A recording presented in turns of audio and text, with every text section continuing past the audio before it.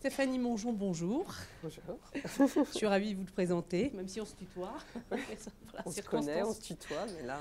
Alors, vous êtes maître de conférence à Dauphine depuis 2011 et vous êtes rattaché au CGEP, qui est le Centre de géopolitique, de l'énergie et des matières premières. Pour retracer votre parcours, je remonte à 1997. Vous avez été diplômé d'un DEA d'économie industrielle et d'économétrie et d'un magistère d'économie à l'Université Paris 1 Sorbonne. Vous faites ensuite un doctorat de sciences économiques sur les dimensions temporelles, informationnelles et stratégiques des comportements d'innovation, sous la direction du professeur David Ankawa. Vous soutenez votre thèse en 2001 et vous aurez la mention très honorable, avec les félicitations du jury, à l'unanimité.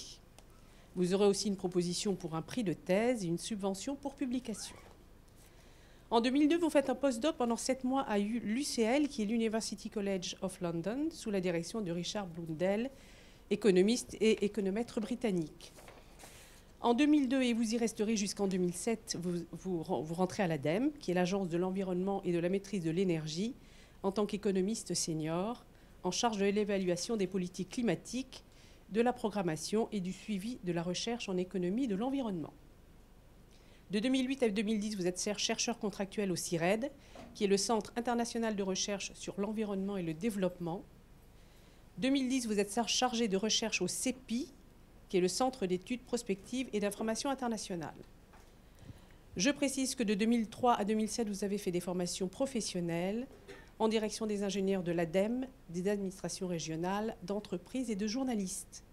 Et enfin, que vous avez été chargé de cours entre 2007 et 2011 à Sciences Po Paris, Université Paris 1 Sorbonne, École des Mines de Paris, Université de Cergy-Pontoise, avant de rejoindre Dauphine en septembre 2011. Je laisse la parole à Florence. Merci Dominique. Donc Stéphanie, en fait, vous êtes une passionnée par les politiques climatiques et vous allez nous parler d'une part de la COP 21 qui a lieu à Paris du 30 novembre au 11 décembre au Bourget. Cette conférence a pour but de trouver un accord universel sur le climat. 196 pays y seront représentés. On peut citer 2 conférences qui furent très importantes dans la prise de conscience des populations sur les risques climatiques, celle de Kyoto en 1997 et celle de Copenhague en 2007. C'est un événement très médiatique et très politique, et ce 21e rendez-vous onusien devrait marquer un tournant dans les politiques énergétiques et climatiques des pays participants.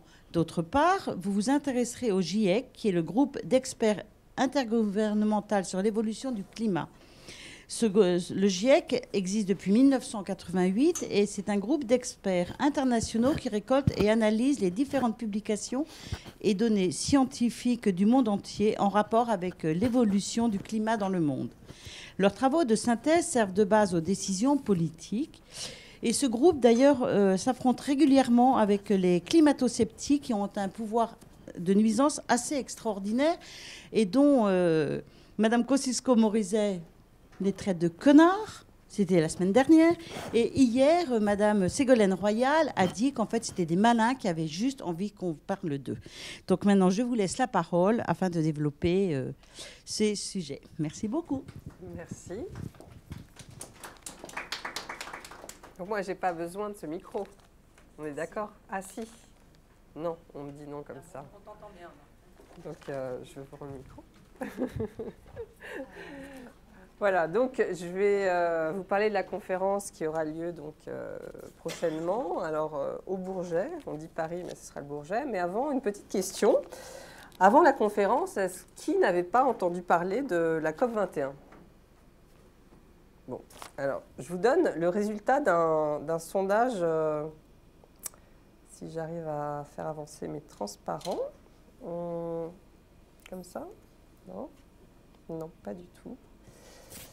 Alors, là, c'est la personne qui n'a pas l'habitude du Mac, qui travaille avec un PC et donc qui ne connaît pas bien le Mac. Donc, on revient en arrière, voilà. Donc, un sondage qui a été fait par le PUF, qui a interrogé à peu près un peu plus de 1000 personnes, et sur ces 1000, il y avait une certaine proportion de jeunes, on va dire, entre 15 et 30 ans, il me semble. Et ils leur ont posé cette question. Donc ça, c'est pour l'échantillon complet. Et on voit que 67% n'avaient pas du tout entendu parler de la COP 21, ce qui est quand même assez assez étonnant. Et donc, on a un petit tiers qui avait entendu parler de cette conférence. Donc, à Dauphine, je pense qu'on est peut-être mieux informés, plus sensibilisés, mieux éduqués. Mais alors nous, on a parfois tendance qu'aujourd'hui, en ce moment, on en parle énormément. Et pourtant, on voit que le travail reste à faire. Parce que sans devenir expert du climat, hein, c'est bien sûr pas la question, pour pouvoir adhérer à une politique, ici à une politique climatique, il faut avoir compris qu'il y avait un problème et que le problème qu'essaye de résoudre en partie hein, la politique est suffisamment grave pour qu'on fasse des efforts ensemble. Cécile, tu peux me montrer comment on avance, c'est transparent? Parce que les flèches ne... C'est comme ça, normalement. Ben, ouais. Ah, ben voilà. Alors, ok. Donc... Ça passe pas. Ah. C'est bon? Oui, c'est bon. Il faut que j'appuie 2 fois. Ouais. Donc, bon, ok. Ouais, faudra peut-être. Ou alors ça met peut-être du temps. Oui, bon, allez. Bon, pour le moment, on va se... Donc, ça a été donc déjà dit par Florence, la date. Donc ça va avoir lieu au Bourget. Alors je vous préviens, il y aura beaucoup de monde puisque la conférence, au total à peu près, les délégations vont être composées à peu près de 20 000 personnes. On attend 20 000 personnes. Alors ça paraît beaucoup, c'est beaucoup, mais il faut voir qu'il y a, en fait, chaque partie, ce qu'on appelle partie à la Convention climat. La Convention, c'est la Convention cadre des Nations Unies sur les changements climatiques, eh bien, a le devoir de faire venir des négociateurs pour ces conférences. Et puis, souvent, il y a des journalistes, il y a des entreprises, il y a des experts qui participent à la délégation. Et actuellement, il y a 192 parties, je crois, donc 192 pays qui doivent envoyer une délégation à la conférence des parties, les fameuses COP. Donc, COP, ça veut dire Conference of Parties. Et donc, les conférences des parties, donc tous les pays qui ont signé et ratifié la Convention climat qui a été signée en 1992. Alors, pourquoi cette conférence des parties est particulièrement importante? Parce que on doit aboutir à une décision collective, donc de toutes les parties. Le processus onusien est quelque chose de complexe. Hein. Il doit y avoir un consensus entre toutes les parties pour définir un nouvel accord international, donc où chaque pays sera prêt à prendre des engagements. On va revenir sur ce terme d'engagement parce que ça va être des engagements qui vont prendre des formes différentes, avoir des contenus différents selon le pays, bien entendu, dans l'objectif de limiter l'augmentation de la température moyenne mondiale à 2 degrés. Donc, voilà, c'est l'ambition de cette année.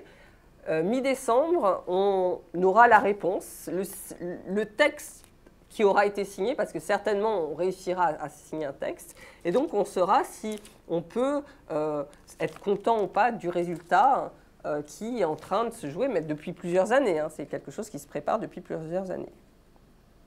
Alors voilà. Donc là non, il ne veut pas.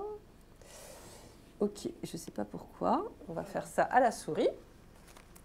Donc en général, quand je parle des négociations climatiques, j'aime bien retourner un petit peu en arrière. Il faut voir quel a été le processus. Il faut connaître un petit peu l'histoire. Alors c'est une histoire qui n'est pas très ancienne, mais quand même, ça fait maintenant plus de 30 ans qu'on s'intéresse et qu'on s'inquiète de cette question climatique. Donc comme le disait Florence, il y a un organe qui est extrêmement important, c'est le GIEC. GIEC, donc Groupe intergouvernemental d'experts sur l'évolution du climat, qui a été créé en 1988. Alors pourquoi ce groupe a été créé? Parce que dans les années 80, la découverte du phénomène de l'effet de serre remonte au début du XXe siècle. Hein. Mais dans les années 80, les scientifiques ont commencé à alerter les pouvoirs politiques pour leur dire « il y a un problème apparemment, et le problème pourrait être vraiment grave ». Donc, il y a une réponse politique très rapide qui a été de créer ce groupe, le GIEC, donc sous l'égide du Programme des Nations Unies pour l'environnement et de l'Organisation météorologique mondiale. Et les politiques ont demandé donc au GIEC de synthétiser les connaissances qui étaient liées à cette question climatique. Alors, attention, le GIEC ne fait pas la recherche. Le GIEC fait la synthèse de toutes les recherches qui ont eu lieu pendant un certain laps de temps. Donc, les experts du GIEC vont identifier les revues qui leur semblent sérieuses, vont lire les revues, enfin, tous les articles en lien avec les questions sur la question du changement climatique, et vont en faire la synthèse. La synthèse étant un objet, une production, une publication extrêmement précieuse pour la société, pour les pouvoirs publics. Pourquoi? Parce que ça renvoie à de la science extrêmement complexe. Il y a donc la science du climat, bien sûr. Moi, je suis économiste. Bon, je comprends à peu près ce qui se passe, mais je suis incapable de lire une publication en sciences du climat. Il y a tout ce qui est impact sur la biodiversité, par exemple. Donc, enfin, il y a les sciences du climat. Il y a tout ce qui est phénomène chimie, par exemple la chimie de l'atmosphère. Donc là, c'est vraiment des choses vraiment très complexes. Les biologistes participent, les physiciens, ceux qui travaillent sur les glaces. Et puis, il y a toute la suite. Quasiment une grande partie des sciences qui existent vont participer à la construction de cette connaissance. Donc, ce qu'on demande aux experts du GIEC, alors les experts du GIEC, qui sont les experts du GIEC? Les experts du GIEC, ce sont des gens qui sont en capacité de comprendre les publications, donc tout le monde ne va pas travailler sur tout le rapport du GIEC. C'est très long, en fait il y a 3 tomes, je vais vous expliquer, c'est très long, et on n'est pas capable de tout lire. Donc on demande à des gens qui sont donc des scientifiques, qui sont capables de comprendre la science qui a été produite dans une discipline, par exemple les sciences du climat, de synthétiser les recherches et de dire finalement quels sont les risques possibles à terme et quelle est la probabilité finalement des phénomènes ou des conclusions scientifiques qui ont été tirées ces dernières années dans les publications qui ont été recensées. Ce n'est pas un expert à chaque fois. C'est, et alors je voulais vous montrer un petit peu, ça c'est le résumé technique pour, il y a plusieurs rapports, ça c'est ce qui fait la synthèse. Donc là, vous avez la liste des experts qui ont coordonné le document. Le document, il doit faire bien 300-400 pages. Donc pour le moment, bon, vous dites, il n'y en a pas beaucoup. Mais eux, ils ont coordonné. C'est-à-dire, après tous les scientifiques qui ont participé juste à la synthèse, donc je ne suis pas sur les gros rapports, où chaque chapitre, vous avez ça. Pour chaque chapitre, vous avez une liste de noms comme ça. Donc ça, c'est tous les experts du GIEC qui ont participé à l'écriture de cette synthèse en disant « je suis d'accord avec ce qui est écrit ». Et ça, cette liste, vous l'avez pour chaque chapitre dans le rapport d'évaluation du GIEC. Et chapitre, il y en a plus de 50. Donc au début de chaque chapitre, vous avez une liste comme ça. Alors bien sûr, ce ne sont pas les mêmes experts. Ce sont des scientifiques. Et si vous notez, vous avez les pays. Donc là, on a États-Unis, on a la Suisse, mais on peut avoir, est-ce que je vais trouver, on a le Chili, on a normalement la Chine, vous voyez, donc là, il y a un Français, il y a l'Inde. Donc ce sont des scientifiques auxquels on demande de participer. C'est un travail qui n'est pas évident. Tout le monde ne dit pas oui, parce que vous n'êtes pas rémunéré pour ça. Donc c'est vraiment, vous êtes scientifique et vous avez une responsabilité à un moment de participer et faire comprendre, donner au pouvoir public, mais aussi aux entreprises, aussi à la société, une compréhension de l'ampleur et de la probabilité des risques. Parce que c'est des probabilités, c'est pas simple, on ne peut pas dire, vous voyez, il n'y a pas de relation déterministe, on ne va pas vous dire, cette inondation a été causée par le réchauffement climatique. Tout ce que peuvent dire les scientifiques, c'est on est à 50% sûr que cette inondation vient des changements climatiques. Ou à 60%, vous voyez, c'est des probabilités, c'est pas quelque chose, donc c'est compliqué. Donc il y a un rapport d'évaluation tous les 6 ans. En général, il y a 3 volets. Donc le premier volet, c'est sur les éléments scientifiques. Donc on va dire ce qu'on observe. On dit, qu'est-ce qu'on a constaté déjà? Qu'est-ce qui est en train de changer? Mais alors là, ce sont des faits. C'est-à-dire les températures, on les a mesurées, le niveau des mers. Le deuxième volet, ça va être sur impact, adaptation et vulnérabilité, donc ce qu'on va appeler dommage, je vais revenir dessus. Et troisième volet, atténuation des changements climatiques. Donc dans chaque rapport, vous avez des chapitres avec, vous voyez, toutes ces listes de noms. Alors, vous pouvez voir, ce n'est pas les mêmes noms. Donc vous voyez, il y a plusieurs, moi j'ai mis 2000 chercheurs impliqués, mais certainement plus en fait.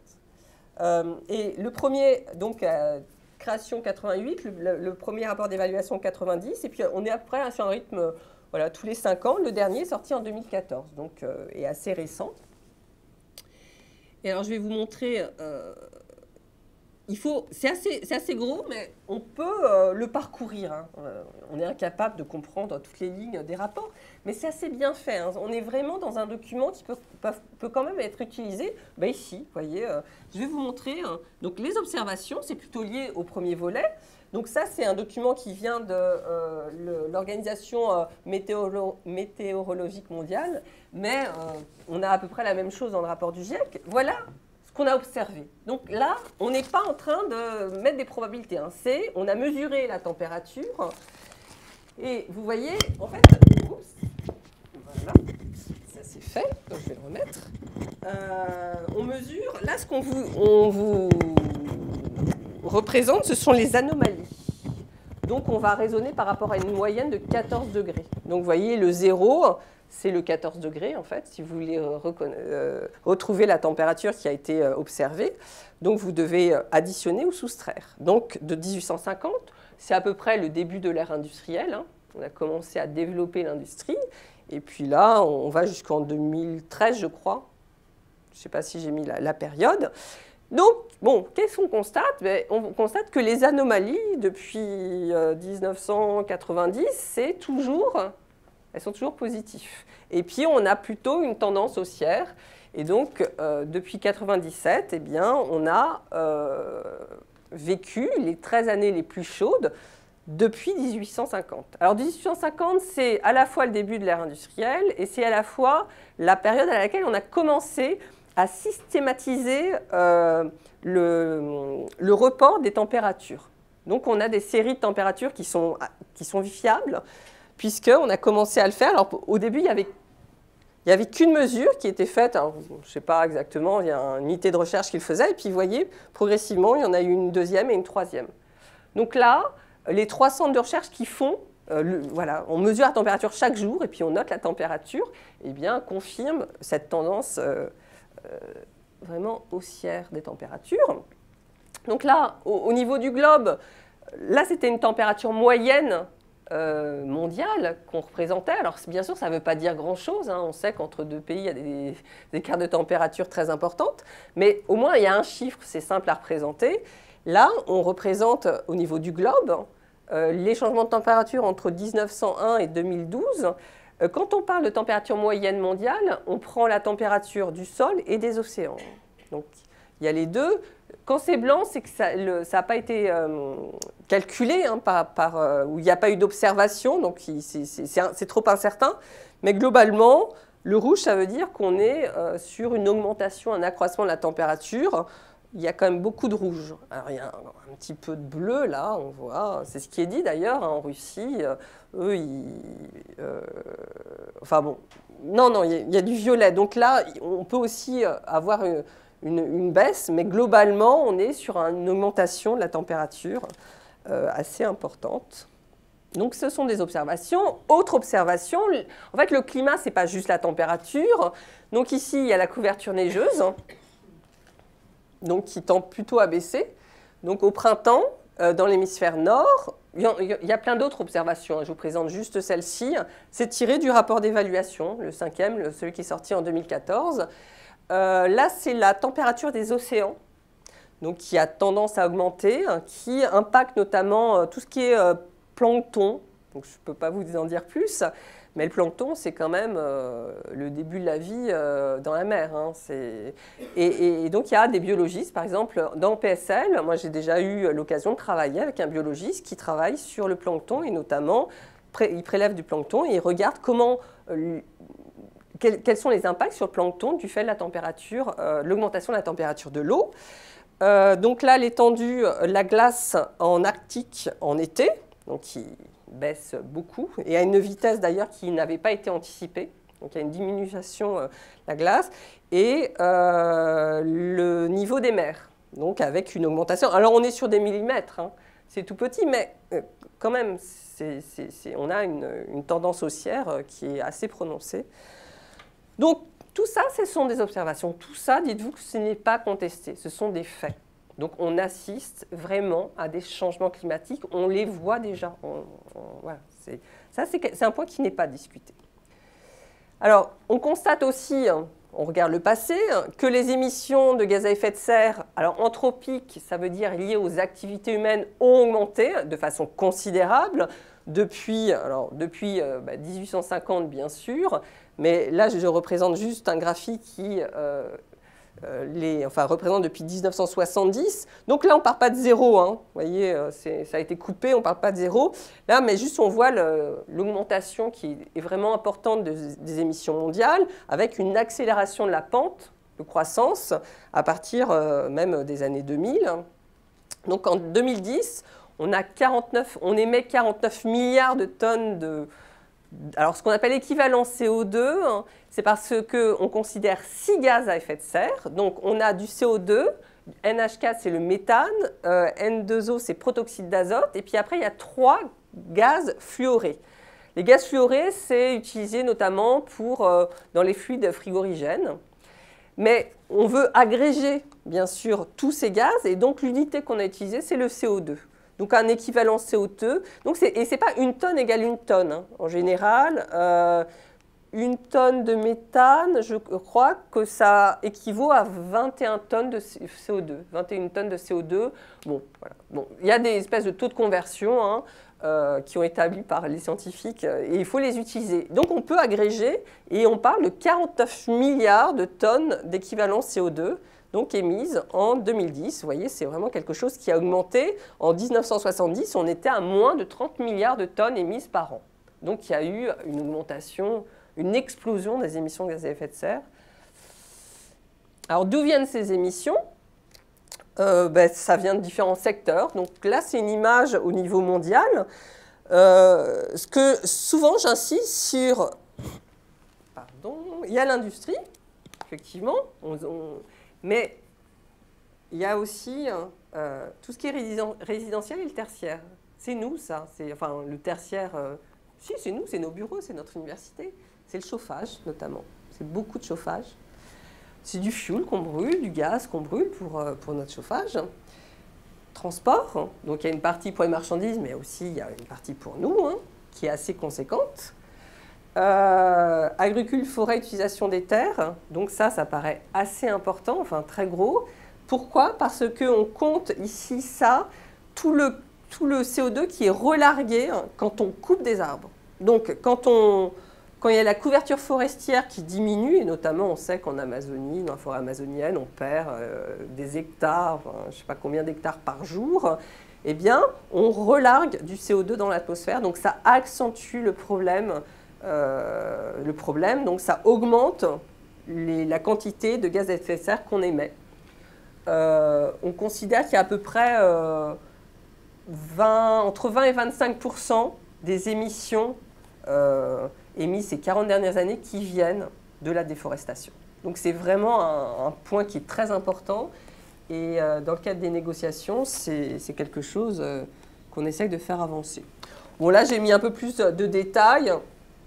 Mais selon les gaz, on voit que le méthane, c'est plutôt de l'agriculture et des charges, aussi la production de pétrole. Le CO2, ce qu'on appelle CO2 énergie, c'est quand on brûle un combustible fossile, donc voilà, c'est l'énergie, mais pas seulement, il y a la déforestation. Donc bon, ça, je l'ai mis, si vous voulez regarder, je vais essayer d'avancer un petit peu. Les projections. Alors là, c'est ce qu'on a constaté. On a comptabilisé, on a essayé de comprendre quel secteur était à l'origine. Alors les secteurs, derrière, c'est nous. Hein. C'est nous, c'est bien sûr les entreprises, mais c'est les individus. Donc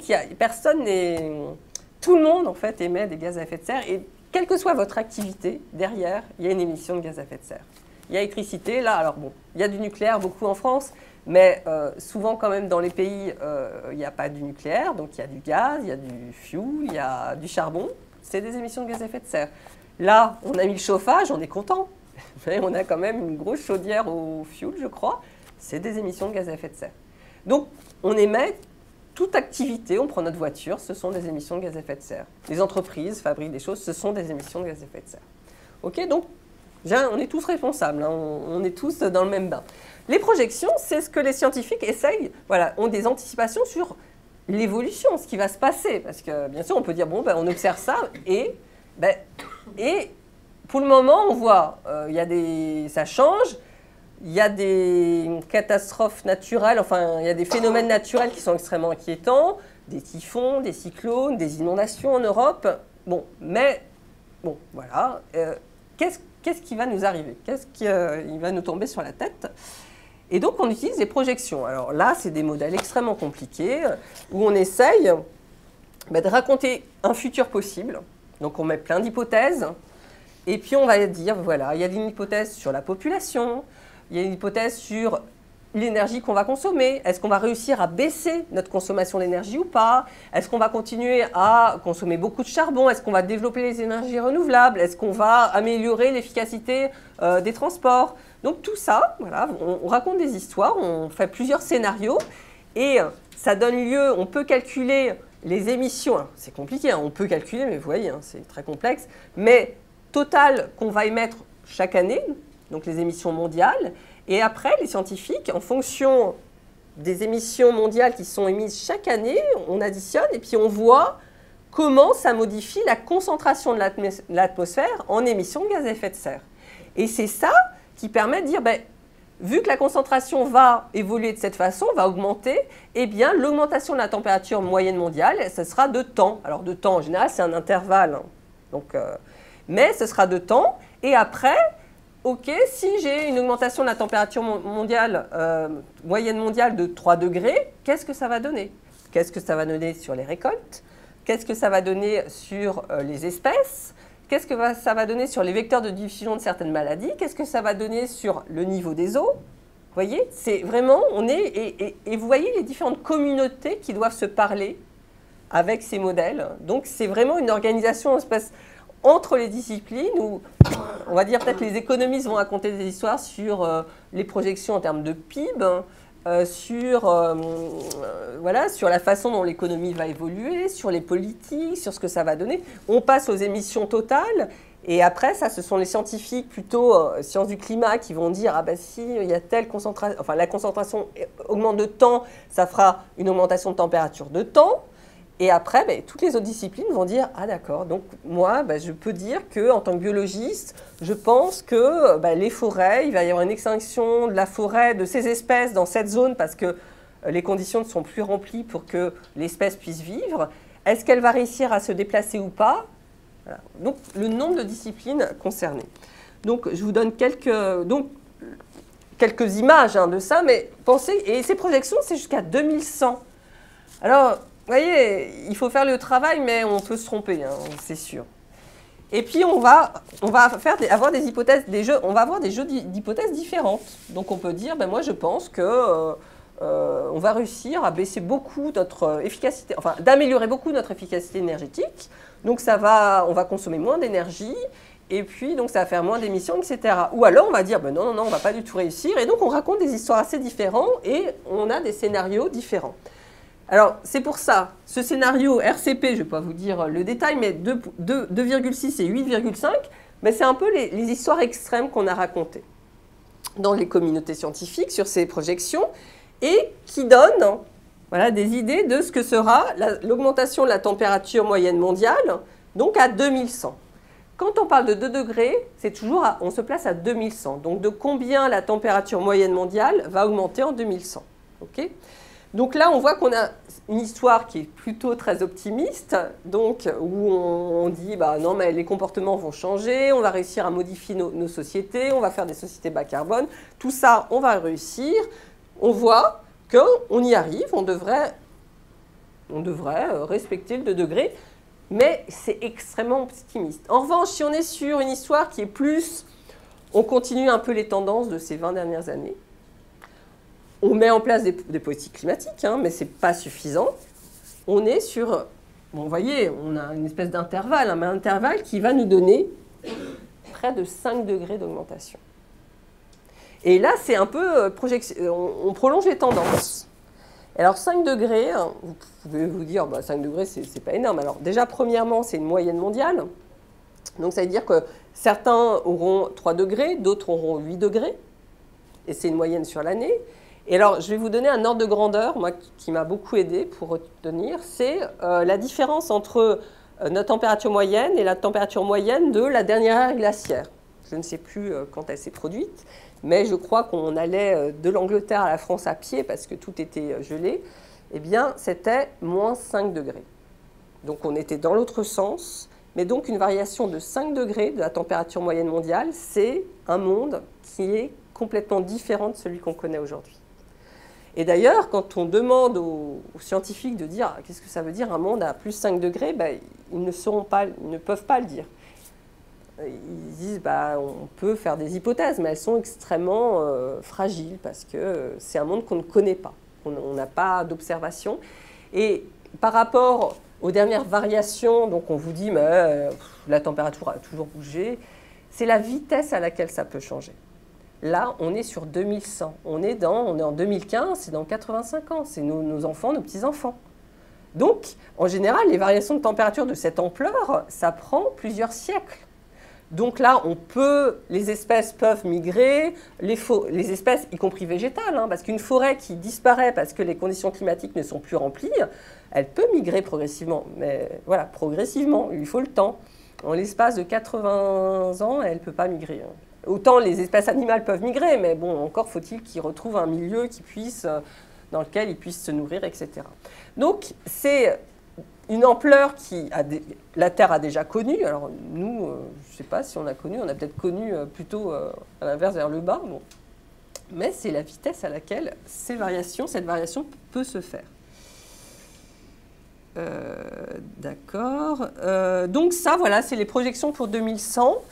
Il faut toujours regarder. Donc ça, c'est le scénario le pire, le RCP 8.5. Donc je vous donne l'image qui est la pire. Ça vous dit, ça ne se passera pas partout de la même façon. Il n'y aura pas la même augmentation de la température. Donc, mais on peut avoisiner dans certains endroits plus 9, voire plus 10 degrés. Donc ça vous donne une image si les tendances se poursuivent. C'est pour dire qu'il faut vraiment trouver des solutions rapidement. Les conséquences, ce qu'on appelle les dommages. Là, je vous disais, la température change, le niveau de la mer change, etc. Mais on voit que les dommages peuvent être vraiment très, très variés. Donc, ça va être en termes d'adaptation des différentes espèces aux différents endroits. Donc, il y aura un impact sur les récoltes, bien sûr, donc avec des problématiques pour nourrir voilà, la population mondiale, certainement. Donc, si à 2 degrés, on peut avoir des effets positifs dans certains pays, négatifs dans d'autres, mais si on est autour de 4-5 degrés, ce sera négatif partout. Sur l'eau, il peut y avoir, si on a un réchauffement climatique, un stress hydrique qui va être beaucoup plus important. Il y aura la montée des eaux. Sur les écosystèmes, je l'ai déjà un petit peu évoqué. Donc bon, oui, ça c'est souvent cité. Les récifs coralliens, vu l'augmentation de la température de la mer, vont certainement disparaître. Et on peut aussi anticiper un certain nombre d'événements extrêmes qui vont être de plus en plus fréquents. Donc les événements extrêmes, c'est cyclones, typhons, inondations. Donc souvent on dit l'Europe, ce sera plutôt les inondations. Donc on a vu que ces événements récemment peuvent être dramatiques. Hein. On a connu des morts dans le sud de la France du fait d'une pluviométrie qui a été soudaine, très intense, qui a causé une inondation, hein, et des gens en sont morts. Côté États-Unis, ce sera plutôt les typhons et les cyclones. Bon. Donc c'est voilà, une image un peu simpliste certainement, mais bon. Et puis il y a la question des changements irréversibles majeurs. Donc ça, il y a beaucoup d'incertitudes, mais c'est une question qui se pose, et notamment la circulation des courants marins, donc qui pourrait être modifiée. Et donc ça, les scientifiques posent cette question. Donc je vous mets 2 exemples pour la France. Donc là, c'est quand si la température augmente, on va retrouver un certain nombre de maladies, puisqu'il y a des vecteurs par exemple, là, on est sur le moustique tigre, qui est porteur de quelle maladie? La dengue. La dengue et le chikungunya. Je ne sais pas le dire. Voilà, je vous laisse le dire, merci. Donc, il pourrait progresser. Donc là, on a vu la présence de ces moustiques en France, en métropole, et dans un nombre de départements de plus en plus important. Donc là, c'est en fonction de l'année. Et là, c'est l'évolution des zones de viticulture. Donc, progressivement, les zones qu'on connaît actuellement pourraient disparaître, enfin ne plus être adaptées à la culture de raisin et être plutôt vers le nord. Donc là, en même temps, il y a certains pays qui vont en profiter dans un premier temps. Mais en tout cas, en France, on va perdre certainement. D'ailleurs, c'est un problème qui est depuis longtemps, sur lesquels travaillent depuis longtemps les viticulteurs. Là, je vous ai repris des tableaux du GIEC. Je vous laisserai les regarder éventuellement parce que, comme on a commencé un petit peu en retard, qui vous donnent des idées, des idées qui donnent des exemples de ce qu'on appelle les dommages. Donc, qu'est-ce qu'on va vivre en fait? Qu'est-ce qu'on va vivre? Donc, on parle d'inondation, des rendements, etc. Et avec la probabilité en fonction de l'augmentation de la température. Donc ça, c'est... en fonction de la période. Donc on a ce qu'ils appellent le court terme, c'est 2000-2040. Bon, c'est du court terme, pas de si court. Et puis le long terme, avec la probabilité de survenue des différents événements décrits. Donc c'est assez intéressant. Vous voyez, ça, c'est des choses qu'on peut trouver dans le document de synthèse, il me semble, du GIEC. Donc on peut aller voir, il ne faut pas avoir peur de ces documents, ils sont sur Internet, c'est assez simple, et il y a vraiment beaucoup d'informations, c'est très bien fait. La question de la responsabilité humaine, donc, parce qu'on peut dire oui, il y a des changements, des observations, il va nous arriver plein de choses qui vont vraiment être désagréables à vivre, mais ce n'est pas à cause de nous. Donc ça, on se dit, donc finalement, ce n'est pas la peine de s'embêter à changer nos comportements et à chercher des solutions. Parce qu'on va les vivre, mais on n'a pas le choix. Alors, la responsabilité humaine, moi, vous savez, je ne suis pas scientifique, je fais de l'économie, donc je ne suis pas en mesure de juger, mais en tout cas, je sais lire les rapports d'évaluation du GIEC. Et je fais confiance, vu le nombre de scientifiques impliqués dans le travail. Alors, tout n'est pas parfait, certainement. Des fois, il y a eu des couacs, il y a eu des mini-scandales, des choses comme ça. Mais je trouve que c'est un travail qui est quand même sérieux. Vous pouvez avoir toutes les références qui ont été utilisées. Donc, ce fait le GIEC, c'est les experts. Donc, ils vont recenser toutes les productions scientifiques qui ont été faites durant une période.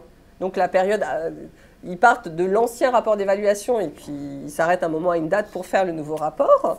Et puis, ils voient le nombre de productions scientifiques qui va conclure à un effet ou pas. Donc, ils prennent éventuellement en compte les travaux qui diraient... Si les travaux ont été publiés dans des revues sérieuses, si on a des travaux qui disent « non, l'homme, a priori, les activités humaines ne sont pas responsables de ce qui est en train de se passer », ils les prennent en compte. Ils les comptent, ils disent « Ok, dans nos statistiques, là, pour établir notre probabilité de certitude, on l'utilise. » Alors là, c'est quelque chose, j'ai repris d'un document fait par le RAC, le Réseau Action Climat, très bien fait, je vous donne la référence à la fin. Et qui donne le degré de certitude, le degré de certitude des scientifiques, des experts du GIEC, sur la causalité entre activité humaine et changement climatique. C'est vraiment la question, et c'est sur ce lien que les climato-sceptiques essayent de mettre le doute. Donc, premier rapport, 50%, une chance sur deux. Voilà, il y a un problème, donc les observations, ça, on les a, on voit que ça change. Les dommages, ça risque d'être assez sérieux. Bon, pour le moment, on va essayer on vous donne, mais on n'est pas bien sûr. Maintenant, est-ce que c'est nous? 50%. Rapport suivant, 66%. 2007, 90%. Le dernier rapport, c'est 95%. Donc, le 95%, c'est une quasi-certitude. Alors, on peut se dire, mais il reste 5%. Oui, il reste 5%. Mais après, la question, c'est de dire, c'est une pollution qui reste très longtemps dans l'atmosphère. Quand vous émettez aujourd'hui une tonne de CO2, elle reste à peu près un siècle, peut-être un peu plus. Donc, on ne peut pas attendre d'être sûr à 100%, pour agir. Mais après, l'action, c'est progressif aussi, hein. On peut d'abord réduire de 10%, de 20%, de 30%, de 40%. Et in fine, pour faire le 2 degrés, il faudrait réduire de 80% nos émissions. Mais donc là, ça veut dire on est quasiment sur 95%. C'est énorme. Et ça, c'est toutes les productions scientifiques dans le monde entier. On n'est pas juste sur des productions américaines ou des productions, enfin américaines, non, européennes. On va parler plutôt de l'Europe parce que les Américains sont partagés. Donc vous voyez, donc c'est vrai que je comprends Ségolène Royal qui dit, voilà, Barack Obama, quand il a été réélu, il a fait un premier discours où c'était le discours qu'il avait de l'Union qui faisait, son premier discours, il disait « On arrête de perdre notre temps avec les gens qui doutent. Maintenant, il faut commencer à agir. Il faut commencer à réduire. On ne peut pas attendre d'être sûr. Parce que si on attend d'être sûr, il sera trop tard. En tout cas, pour le 2 degrés, il sera trop tard. Et peut-être pour le 3 degrés aussi, il sera trop tard. » Alors, je reviens au sujet COP21. Avec le temps qui me reste. Donc, je vous avais parlé de la Convention de 92. Donc, là, il y a une réponse politique extrêmement rapide. Donc, les scientifiques donnent l'alerte dans les années 80. 88, le GIEC est créé. 90, premier rapport du GIEC. Et 92, réponse politique, on dit OK. Et tout le monde signe, enfin, tout le monde est d'accord avec cet objectif ultime, hein, qui est de stabiliser les concentrations de gaz à effet de serre dans l'atmosphère, un niveau qui empêche toute perturbation anthropique dangereuse du système climatique. Donc, c'était vraiment, et tout le monde était d'accord, tout le monde a signé, tout le monde a ratifié, y compris les États-Unis. Donc, on se dit vraiment, c'était la success story au début, hein. Tout se passait bien. Donc, pour le moment, on ne savait pas encore bien ce que ça voulait dire, hein. Perturbation dangereuse, il y avait des choses déjà qui se produisaient. Encore fallait-il préciser. Mais on n'avait pas encore les connaissances suffisantes pour dire 2 degrés, 3 degrés, 4 degrés. Donc, on voyait qu'il y avait un problème et on se disait, bon, on décide de travailler. Donc, il y a eu ce principe aussi acté dans la Convention des responsabilités communes mais différenciées. Tout le monde est responsable, mais on n'a pas la même responsabilité historique. Donc là, j'ai pris un petit schéma très, très sympa que j'ai trouvé dans un document de l'AIE, je trouve, où il cumule les émissions de CO2. Donc, 1890, 1919, 1920, 1949... 1950-1979. Donc vous voyez, donc ça c'est les responsabilités historiques dans les années 80. Donc qu'est-ce qu'on voit? États-Unis, Europe. États-Unis, Europe, et un peu de Russie, et États-Unis toujours, Union européenne, là le Japon, la Chine commence un petit peu, la Russie. Donc vous voyez, c'est ça. C'est responsabilité commune, tout le monde est responsable mais différencié. Notre responsabilité historique, on ne peut pas la nier. Et on complétera un peu plus tard avec les années plus récentes. Donc, ils décident de se réunir chaque année, donc les conférences des parties. Donc, les conférences des parties, en fait, il y a une réunion chaque année, fin novembre, début décembre. Donc, il y en a qui sont un peu plus confidentielles que celles de cette année, parce que celle de cette année est très importante, comme je vous l'ai expliqué. On a aussi appris à comptabiliser les émissions de gaz à effet de serre, parce qu'au début, on ne savait pas faire. On n'avait pas. Maintenant, on appelle ça des inventaires. Chaque pays fait son inventaire, c'est-à-dire ce qu'il a émis, mais au début, on ne savait pas quelles règles appliquer, comment il fallait faire. Donc, on a collaboré pour déjà apprendre à mieux connaître le problème et se dire il faut faire quelque chose. Donc, à ce jour, 194 pays, j'avais dit 192 ou 196, et l'Union européenne, donc ça fait 195 parties, ont ratifié la Convention. Donc, c'est vraiment la majorité des pays du globe. 97, protocole d'application. Donc, c'est un peu standard, convention, protocole d'application. Donc, les pays riches, développés, prennent un objectif pour 2008-2012. Donc, en gros, ils décident de baisser de 5% leurs émissions. Entre 90 et la première période d'engagement, on se dit, c'est pas beaucoup, 5%. Oui, mais c'était un début, et puis on ne savait pas jusqu'où il fallait aller. Donc, au début, voilà, on a essayé de négocier quelque chose, on a réussi. Et puis, on avait prévu qu'il y ait d'autres périodes d'engagement, donc 2008-2012, et puis il devait y avoir 2013-2020 ou 2013-2017. Enfin, tout ça était à discuter et à décider. Alors, vous savez que le protocole de Kyoto n'a pas été ratifié par les États-Unis, mais est quand même entré en vigueur. Et puis, l'idée, c'était progressivement d'intégrer de plus en plus de pays qui prendraient des engagements de réduire leurs émissions. Parce que jusqu'à présent, il n'y avait que 37 pays industrialisés qui l'avaient pris. Donc, il n'y avait pas la Chine, il n'y avait pas l'Inde, mais il y avait la Russie. Mais donc, l'idée, c'est progressivement, on allait pouvoir intégrer de plus en plus de pays prêts à prendre des engagements de réduction. Et puis les principes, donc on fixait un objectif ultime, donc c'était ne pas trop perturber le climat. Et puis il fallait partager l'effort, on négociait ça, donc il y avait une approche top-down, donc on avait une espèce d'objectif commun, et puis on partageait les efforts, et on disait que l'engagement était juridiquement contraignant. Donc si on n'arrivait pas à respecter son engagement, normalement on acceptait de se soumettre à une certaine discipline, ou voire des sanctions. Et c'était une première pour un accord multilatéral sur l'environnement. Donc, avant 2009, on devait avoir décidé de ce qui allait prendre la suite de la première période d'engagement du protocole de Kyoto, donc à partir de 2013. Et puis, on devait avoir un peu plus quantifié l'objectif ultime. Donc, c'était, d'accord, pas perturbé, mais c'est-à-dire, on limite à quelle température et ça veut dire combien en termes d'émissions mondiales. Donc, on est à 49. Est-ce que 49, vous vous souvenez milliards de tonnes de CO2 équivalent. Est-ce que c'est trop, c'est pas assez? Enfin, on peut continuer à augmenter ou pas. Alors en 2009, ça ne s'est pas du tout passé comme ce qui avait été escompté. Je ne sais pas si vous avez suivi, à l'époque, il y a eu l'accord de Copenhague, dont on a beaucoup parlé, parce que justement, là aussi, c'était le nouvel accord à signer pour prendre la suite du protocole de Kyoto. Et il n'y a pas eu de suite à la première période d'engagement. Il y a une suite, mais à un autre moment, un peu plus tard. Et finalement, l'accord qui a émergé, c'est un accord qui s'est un peu négocié en dehors du processus onusien, entre les États-Unis et les pays émergents, et qui ne ressemblait en rien au protocole de Kyoto. Donc il y avait vraiment une logique très différente. En général, l'accord de Copenhague, il y a eu plein de choses dans les journaux, il y a eu plein d'ONG qui ont participé, et puis tout le monde a été extrêmement déçu finalement de l'issue de cette conférence. Moi, je vais vous dire, moi, j'ai pas été déçue, et je pense qu'il faut pas être déçu de l'issue de Copenhague parce qu'il y a eu quelque chose c'était vraiment très très bien que ça se fasse, qu'on constate cette évolution. Alors, la première chose quand même, c'est qu'on s'est mis d'accord sur un objectif. Donc, l'objectif, c'est de limiter donc, à une augmentation de 2 degrés la température.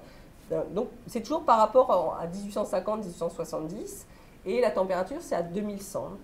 Donc, tout le monde a signé le texte qui prenait cet objectif. Donc, on précisait l'objectif, cet objectif ultime. Mais chacun, en fait, on ne disait pas, OK, pour faire le 2 degrés, il faut faire tant de réductions et on se partage ces réductions. En fait, chaque pays est venu avec ce qu'il était prêt à faire. Donc, il n'y avait pas d'objectif global de réduction et il n'y avait pas de coordination.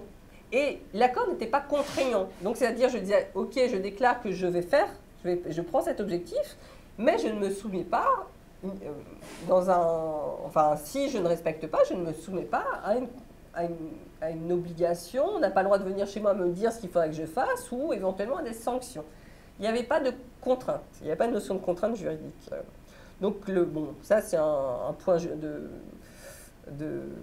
droit international. Donc, l'accord Copenhague n'a pas été formellement adopté la COP n'a pas formellement adopté l'accord, mais on a pris note parce qu'il y avait une partie des délégués qui étaient déjà partis quand ça s'est fait après la COP. Donc, la COP était officiellement finie, mais ça a été après officialisé l'année suivante. Cet accord a été considéré comme peu ambitieux. C'est pour ça que beaucoup de gens ont été déçus, et en tout cas, il y avait une espèce de gap entre l'objectif ultime, la limitation à 2 degrés, et les annonces qui étaient faites. Ça ne suffisait pas. Quand on faisait les calculs, donc il y a plusieurs exercices qui ont été faits. Donc par exemple, on disait, mais non, ce que vous allez faire là, ça va au moins, on va avoir une augmentation au moins de 3 degrés. Je donne 2 chiffres, enfin voilà. Donc on disait, mais attendez, c'est pas possible de signer dans un texte un 2 degrés et en même temps de dire on va faire ça et ça ne suffira pas. Donc il y a eu beaucoup de critiques par rapport à ça. Donc bon, ça j'ai pas trop le temps de vous l'expliquer, donc excusez-moi, je vais sauter. Mais il y a eu quand même un vrai tournant avec l'accord de Copenhague, non seulement parce que c'était la logique de Kyoto n'était pas reprise, mais Kyoto a été beaucoup critiqué, mais surtout on a vu des pays prendre des engagements sur leurs émissions, la Chine, l'Inde, l'Afrique du Sud, le Brésil, alors qu'ils ne l'avaient jamais fait, et dès qu'on leur proposait de le faire, c'était non. C'est la responsabilité historique, c'est à vous de faire. Nous, pour le moment, on n'a pas d'engagement sur nos émissions.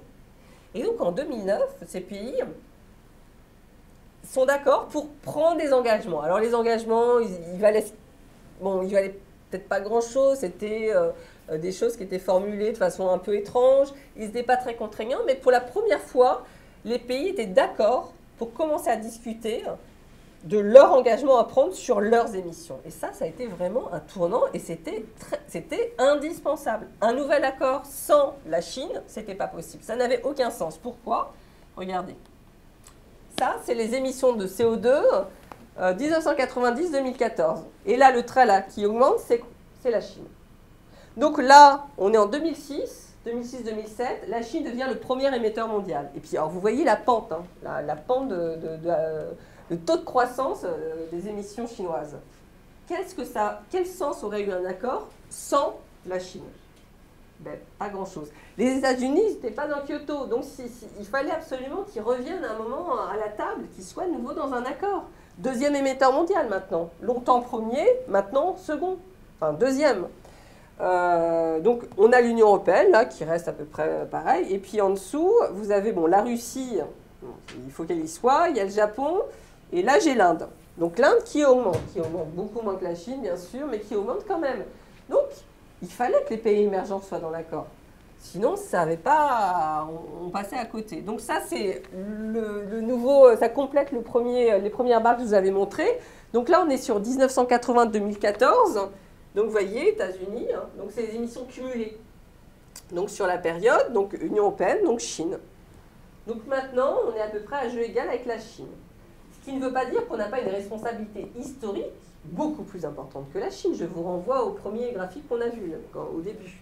Mais là, vous voyez, un accord sans les États-Unis et sans la Chine, bon, et puis le reste du monde, vous voyez, ça compte aussi. Le reste du monde, il y a beaucoup de pays en développement. Donc, il faut faire avec eux. Il faut trouver... et puis, alors, le dernier graphique pour vous convaincre, c'est les émissions par tête. Parce que souvent, on dit, ah bah oui, non, mais la Chine, ils sont tellement nombreux. Mais regardez les émissions par tête. Donc, la Chine, où es-tu? La Chine, elle est là. Union européenne 28. Ça, c'est nous. Et vous voyez la différence par tête. Donc, on divise par 1,3 milliard.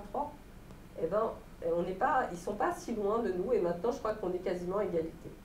Donc, les États-Unis, les Américains émettent beaucoup plus que nous. Hein, ça, on le sait. Les Australiens, le Qatar, vous regarderez, ça, c'est le Qatar. Bon, voilà. Mais les deux premiers émetteurs mondiaux, et on voit qu'il faut faire avec la Chine. Un accord sans la Chine, aujourd'hui, ça n'a pas de sens. Et donc, il faut l'inciter à... Et on ne peut pas l'obliger, on ne va pas aller faire la guerre à la Chine pour qu'elle commence à faire à mener une politique climatique. Hein. Donc, c'est la négociation. Voilà, c'est un accord international à trouver et dans lequel la Chine accepte de s'impliquer. Et en l'occurrence, les négociateurs, on avait Patrice Geoffron nous expliquait tout à l'heure que les négociateurs français avaient été très étonnés par vraiment la volonté des négociateurs chinois de s'impliquer dans les discussions et étaient vraiment prêts à prendre des mesures, à mettre en place des politiques. Donc vraiment, ça bouge en Chine. Donc, je crois que le temps, 14h08, donc je vais un petit peu sauter, je vous laisserai faire, le regarder si ça vous intéresse. Donc, la conférence de la fin de l'année, c'est le résultat de négociations qui ont lieu depuis 2011, donc ce qu'on a appelé la plateforme de Durban, c'est pas très joli, mais c'est le terme, donc pour une action renforcée qui a été lancée à la COP17, ça a été une proposition, une initiative européenne pour préparer l'après 2020. Donc là, on est en train d'essayer de réfléchir à ce que pourrait être un accord après 2020. Et donc voilà à peu près une proposition portée par la France, donc, qui s'appelle l'Alliance de Paris. Mais bon, on verra, c'est pas forcément, ça ne sera pas forcément sous cette forme, hein, le texte il sera signé, mais ça donne un peu des idées. Donc il y aura un instrument juridique international qui sera, enfin en tout cas la France espère contraignant. Donc tous les pays signeront et le niveau, ce sera signé par l'ensemble des parties.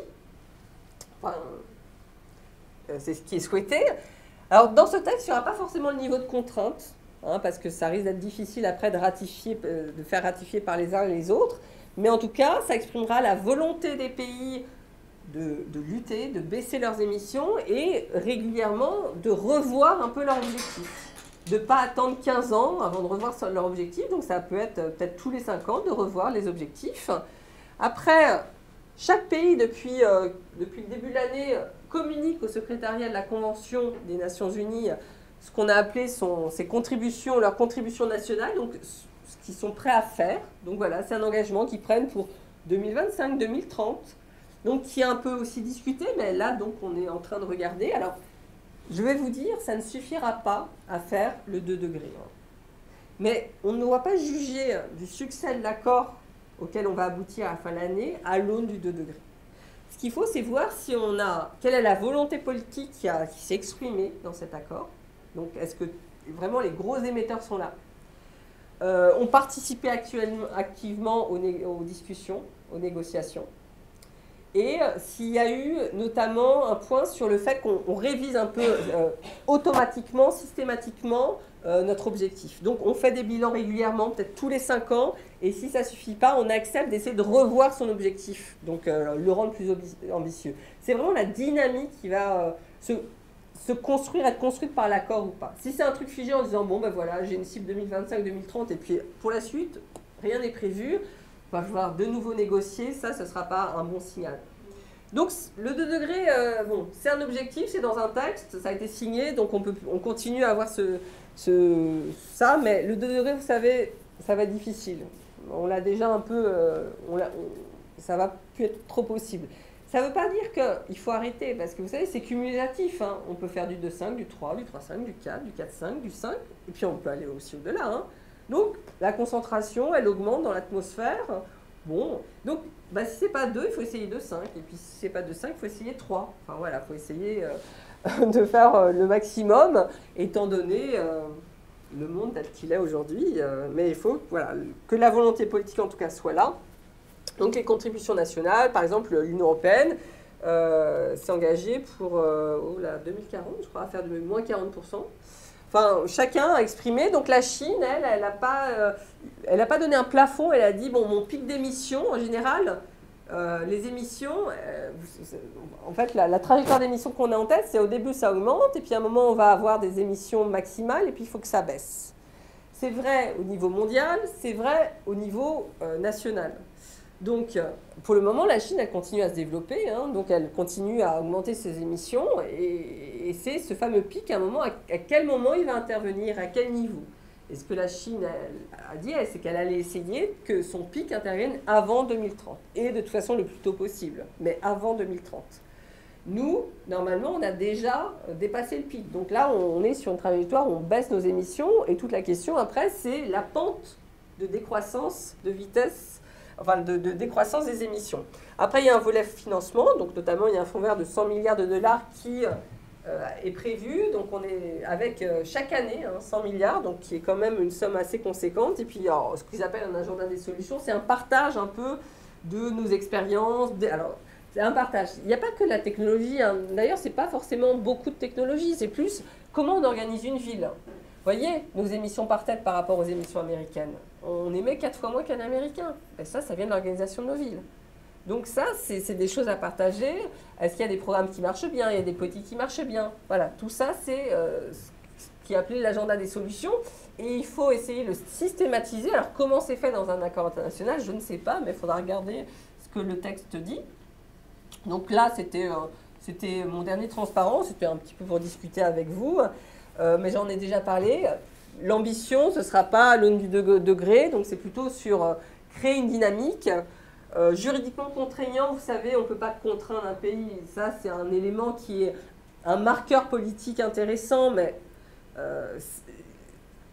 en fait, ça donne un indice de la volonté du pays, la volonté politique dans le pays. C'est juste ça. Après, il n'y a pas un super tribunal planétaire qui va condamner un pays parce qu'il n'a pas respecté. Dire « je signe un texte » et le texte est juridiquement contraignant, ça montre la volonté politique qui existe dans le pays. Donc c'est intéressant, c'est un signal politique fort.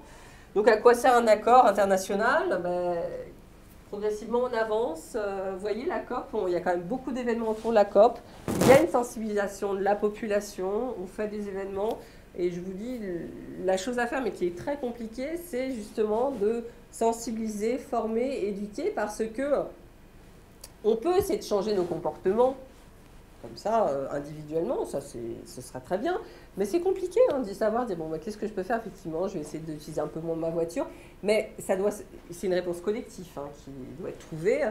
Et donc, au moment où on met en place les politiques, il ne faut pas qu'il y ait d'opposition. C'est ce qu'on appelle l'acceptabilité, qui est un terme un peu fourre-tout, mais c'est ça. Donc, une fois qu'on est convaincu que c'est important, il faut mettre en place des politiques. Quand la politique arrive, quand la taxe carbone arrive, eh bien, on l'accepte. Alors, il faut qu'elle soit... Après, il y a des façons de faire mieux de la politique. Il y a des façons d'accompagner, on va dire, la contrainte. Mais une fois que vous avez l'acceptabilité sociale, c'est un concept un petit peu large, mais vous pouvez mettre en place les politiques et que les politiques soient respectées. Parce que l'efficacité des politiques dépend du respect de ces politiques. Voilà, je vais m'arrêter là avec retard, je suis désolée. Voilà, le quart d'heure qu'on avait pas perdu au début. Il y a des questions. Oui, c'est... Moi, j'ai trouvé ça très instructif. Je suis contente d'avoir assisté à toutes vos explications.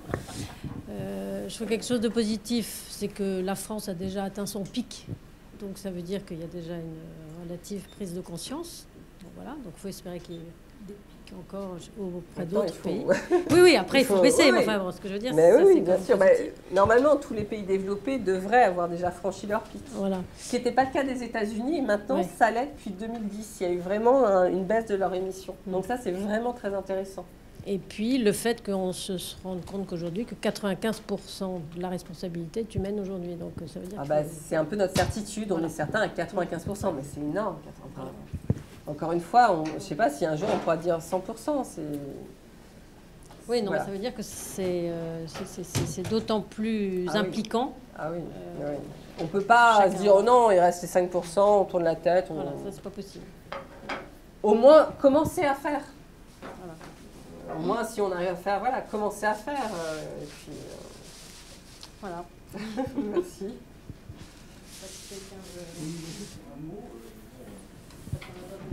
Bon, vraiment, exposé très, très synthétique et vraiment très, très intéressant.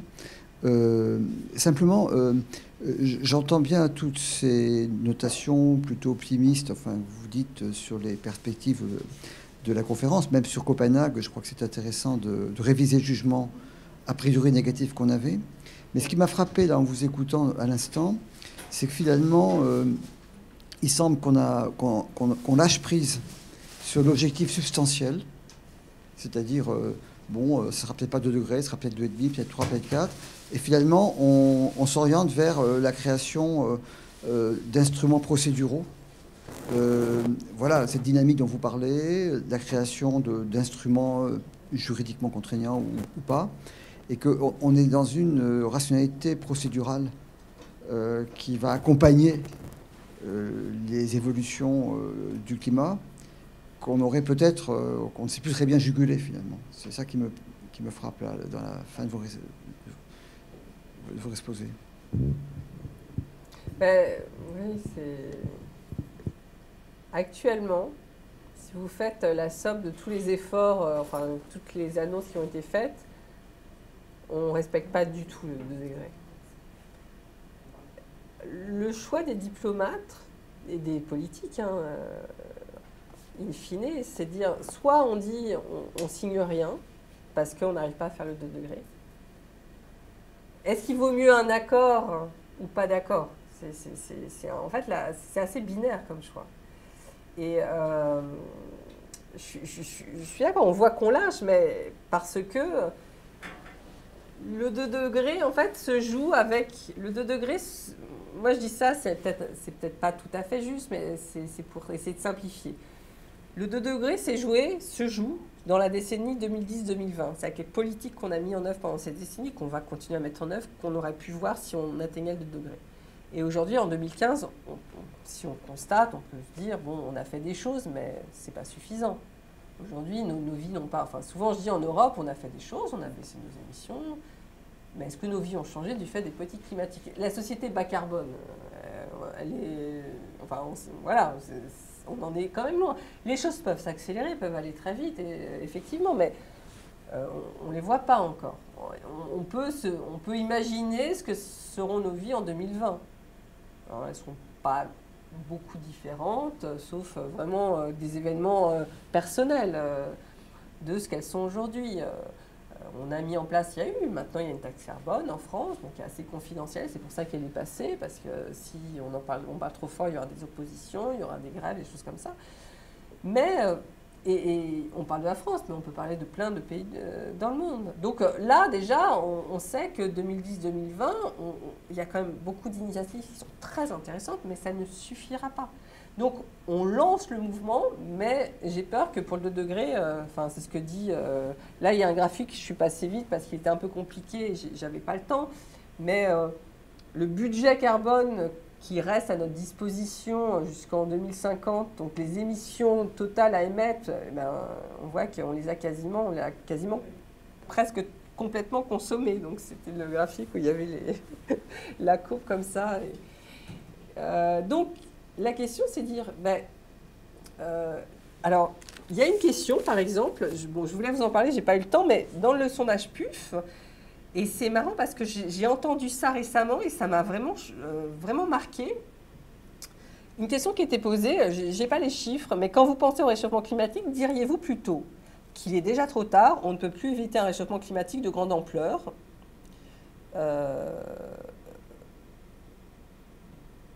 voilà, cette notion qu'il est déjà trop tard. Et alors moi, souvent, je dis, mais vous savez, il n'est jamais trop tard. Parce que, cette idée de il est déjà trop tard, c'est on arrête de se battre. Mais je dis, mais on ne peut pas arrêter de se battre. Parce que ça continue, c'est cumulatif. Donc on arrête de se battre, ok, on n'a pas 3, 4, 5, 6, 7, peut-être, enfin, c'est cumulatif. Plus ça va, la concentration, j'ai l'impression, plus on envoie des émissions, plus la concentration de l'atmosphère augmente et plus la température va augmenter. Donc c'est un processus qui est peut-être sans fin. Donc on ne peut pas dire, bon on arrête, de toute façon c'est joué, on s'adapte. Parce qu'une adaptation à plus 3 degrés, ça n'a rien à voir avec une adaptation à plus 6 degrés en moyenne. Donc cette notion de il est déjà trop tard. Donc si on revient avec cette idée de dire, à la fin de l'année, soit on dit oui, soit on dit non. Soit on signe un accord, au revoir. Soit on signe un accord, soit on ne le signe pas.